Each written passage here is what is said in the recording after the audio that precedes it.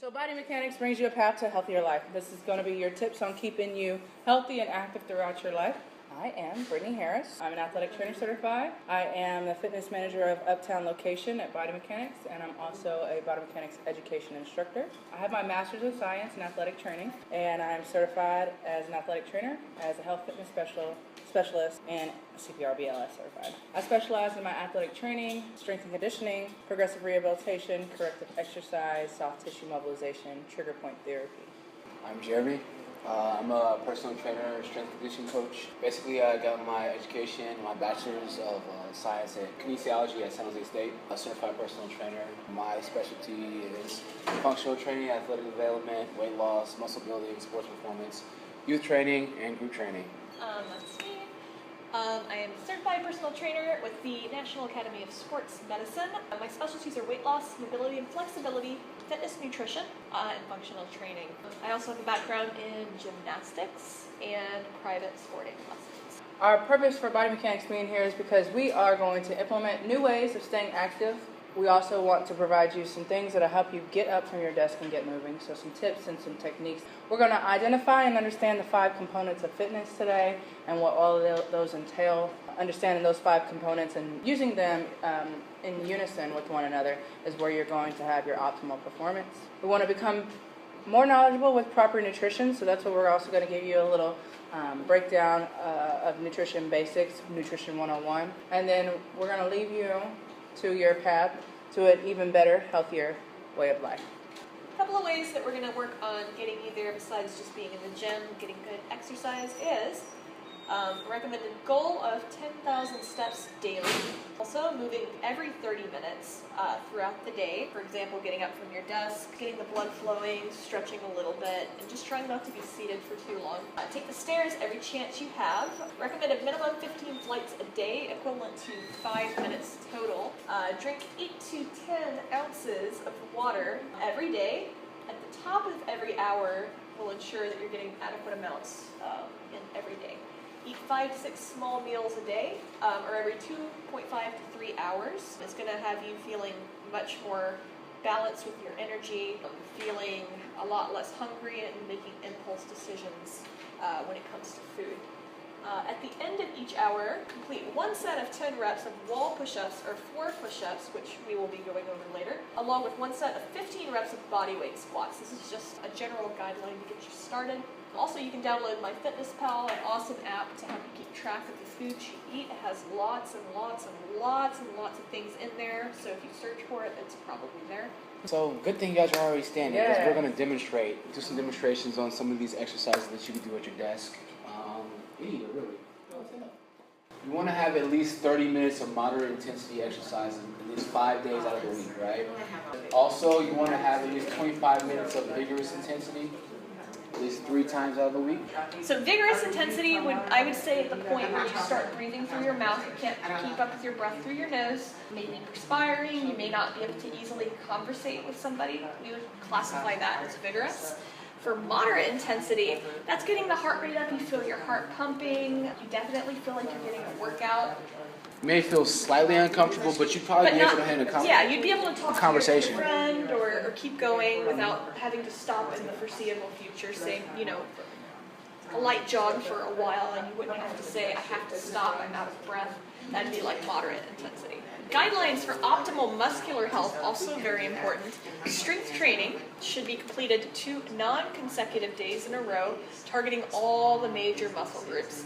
So you don't have to know all the names of all these muscles, but in general, you can break those down into at least a leg-based movement, a pushing movement, a pulling movement, and something for your core. If you do all of that, you're going to have a pretty balanced workout. Number of repetitions and sets will depend on each individual's fitness goals, as well as their health history, nutrition, and predisposing conditions. Not everybody's going to be able to do the same things. All of us have different limitations and needs, and so that's kind of why we're here, is we're able to offer you some guidance if you should have any of those limitations. But in general, these are good rules to follow for most people. So here we have some example of moderate activity. You don't have to go into a gym to get some moderate activity in, and that's what we're trying to let you guys see. Walking, yard work, house chores, playing games with the family or kids, those are all moderate activities. So vacuuming, cleaning the bathroom, cleaning the kitchen, anything like that, making up beds, anywhere where your heart rate's over that 100 beat per minute, if you have some sort of heart rate tracking device, is moderate activity, okay? Examples of vigorous physical activity would include the jogging, the jumping rope, playing basketball, bike riding, HIIT training, so you're talking about coming in for our group classes at Body Mechanics for the high intensity interval training, and then the moving of household furniture. So if you're planning a move, say that move happens over the course of 3 days. It's a long time. A lot of people are always like, I can't get to the gym. I gotta move. Well, that is your gym. That's as much as you need right there. And I'm sure you're doing it for more than 30 minutes out of that day. Those are all examples of vigorous activities. And then kind of putting it all together, this little activity pyramid, it says each week try to increase your physical activity using this guide, okay? It's kind of, they took it from that food pyramid that we usually see, and now we put it in kind of an exercise pyramid. So you can see where it says every day for the base, the foundation is every day. 3 to 5 times a week is right here. 2 to 3 times a week, and then you want to cut down up in here. The every day, you want to walk the dog, you want to take longer routes. So think about when you're going to the grocery store or going to shop. Park farther. Don't circle around that parking lot trying to find that close park. Just park out the way. You won't get your door dinged, and you're getting your steps in, okay? Take the stairs instead of the elevator. If you're not going to no 10th, 14th floor, you only got 2 or 3 flights to do, go ahead, hit the stairs, okay? Like we spoke about earlier, we want to get at least about 15 flights of stairs a day would be good for our heart rate. Walk to the store, the mailbox. This is for you and for your family members. You have somebody that's really sedentary, have them get up and go get the paper. Have them get up and go get the mail from the mailbox. And also, if you have the luxury of working pretty close to work, walk to work. Yeah. You have nice weather out here. So yes, it's beautiful. Enjoy it before the rain starts. Work in your garden, park the car further away like I mentioned, make extra steps in your day. So anytime that you can get up and make a couple extra steps, do it. Be creative in finding a variety of ways to stay active. It doesn't have to be something that's on here.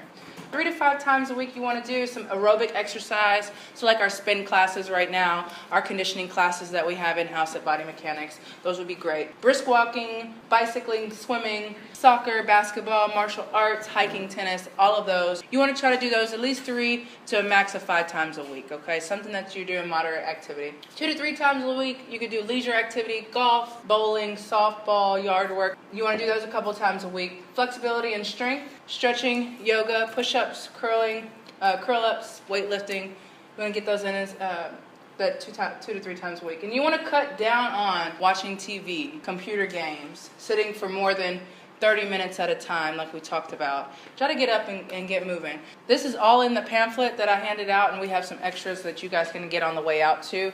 And we're going to talk the 5 components of fitness. Jeremy and Megan is going to take that over. So muscular endurance is one of the 5 components of fitness. Being able to lift high repetition, like doing several push-ups over time, or even if you had weight generally be a little bit lighter, but you want to be able to do it multiple times. Muscular strength, so being able to lift a heavier object only a few reps, right? Body weight doesn't really count in terms of building muscular strength. I mean, it helps, but it's not exclusive to it. So that's where kind of having a gym to go to is beneficial, because that's where you really gain muscular strength. Flexibility, all of these are interwoven. You can't really go really high on muscular strength if your flexibility your range of motion isn't that wide. If you only can lift in this short range, you're not going to be strong through the entire range of motion.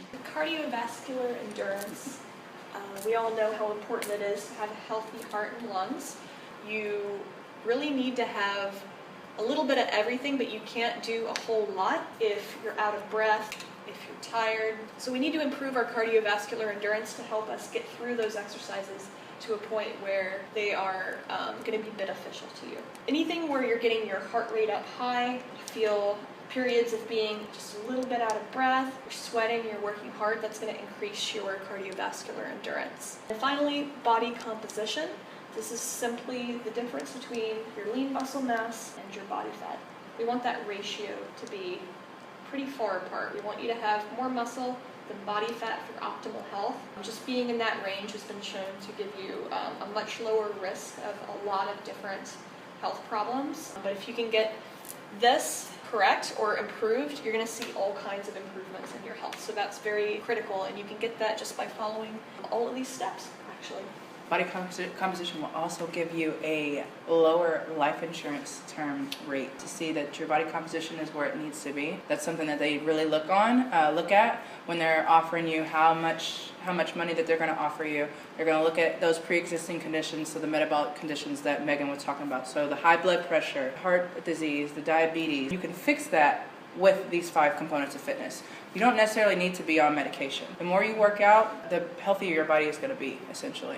And then at the bottom it says, any program that neglects one or more of these types of fitness is not going to benefit your body in the long run. An effective fitness program will attempt to improve all 5 components of fitness. So if you're going to a gym and they are not warming you up, and they're not testing your flexibility in the beginning, or they're not checking your body composition, something's wrong. We give you all 5 of this at Body Mechanics. And then the last thing we're going to talk about are proper nutrition basics. Good nutrition is another aspect of living a healthy life. Currently in the United States, the Department of Agriculture uses the MyPlate model to depict how much you should eat from each food group on a daily basis. If you had a plate in front of you, this is how you want to fill your plate.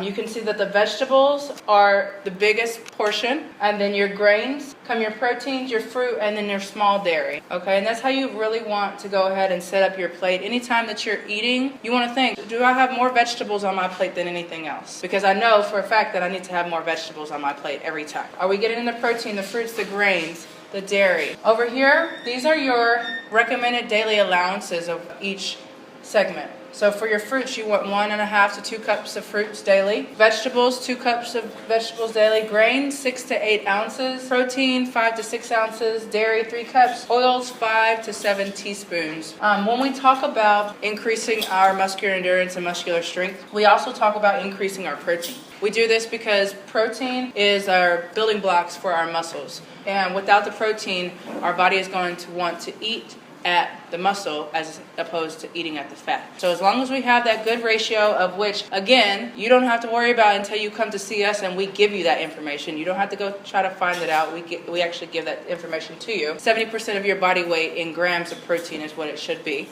That will be a safe predictor for you to make sure that none of your muscle mass is lost, and all of the weight loss is actually true fat loss and no muscle loss. The InBody machine, which you guys are asking about, the BMIs, and the body composition, when you guys come into our studio, that's what we're going to put you on, is the InBody. We get crucial information from that, including your basal metabolic rate, which is the amount of calories that your body absolutely has to have on a daily basis. Majority of time, people cannot lose weight because they're not even getting enough calories in their body. So their body's going to hibernate and hold on to that fat, and it's not going to go. And the thing about our body is that our muscle tastes better than our fat to our body. Muscle burns 50 kilocalories per pound versus a pound of fat burning only 2. So our body's going to say that, oh, muscle gives us more energy, I need to burn that, and that's where the protein comes in. You need to make sure that the protein is covered at that 70%, then the body wouldn't be able to tap into the muscle and it would just eat away at the fat. After that, what's up? Protein intake. Is it better through solid foods or solid foods are always great because the process of mastication actually it creates thermogenesis, so you're actually burning more calories that way. You don't want to have hot protein food because our body's white blood cells look at that hot food as those antibodies, so those cations we talked about, and they'll go and they'll destroy that hot food. This sums up the tips throughout the presentation. We talked about a pedometer, 10,000 steps. You can get either one that tracks, or you guys can use your phone. All of the smartphones now have step counters on them. It's okay if you don't get 10,000 steps on your phone. Maybe say you get 8,000. That's okay because your phone is not on your hip 25/8, and that's okay. What you want to try to do is get up to at least 7,500 on your phone. Okay. Move every 30 minutes while at work. So every 30 minutes or every hour on the hour, get up, walk to get some water. Minimum of 8-ounce glasses of water daily. I say every hour on the hour. When you get up, to be mindful about your body, when you get up to stretch, and when you get up to do these movements, which should take about 5 minutes, you should go and have 8 ounces of water. You do that throughout your day at work, you'll be good to go. Tea is caffeine, and if you have a cup of tea or cup of coffee, you have to have an additional cup of water because it's a diuretic. And what it's going to do is going to dehydrate you and your body, and the kidneys don't need that. So if you want tea, that's fine, but you need to add an additional cup of water for that day if you have tea or coffee. Incorporate bodyweight strength exercises, those push-ups, squats, and lunges, to name those few. Find a system that works, that keeps you honest with yourself, okay? Just like we just talked about. Cutting it completely out is not going to work. And then follow Body Mechanics on social media for motivation and tips throughout your week.